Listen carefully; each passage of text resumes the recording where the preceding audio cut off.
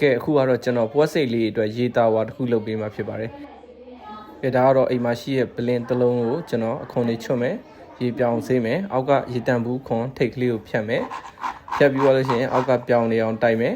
။ပြီးလို့ရှိရင်ကျွန်တော်ဒီဟာလေးကိုအောက်ကနေအဖုံးပိတ်ဖို့လိုပါတယ်။ရေခံမှာဖြစ်တဲ့အတွက်ပလင်ကိုဒီလိုလေးစောင်းမှာဖြစ်ပါတယ်။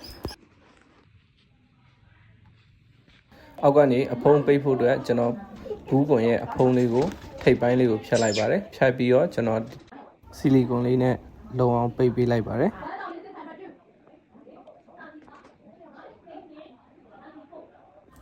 ပြီးရင်ကျွန်တော်ပုံမှာပြထားတဲ့အတိုင်းအပေါက်လေးဖောက်ဖို့အတွက်ကိုကျွန်တော်ဟီကန်လေးကိုထိပ်ကခေါင်းပြောင်းပြီးတက်လိုက်ပါတယ်ပြီးလို့ရှိရင်အပေါက်ကလေးကိုဒီလိုဆောင်းဆောင်းလေးဖောက်ပေးရမှာဖြစ်ပါတယ်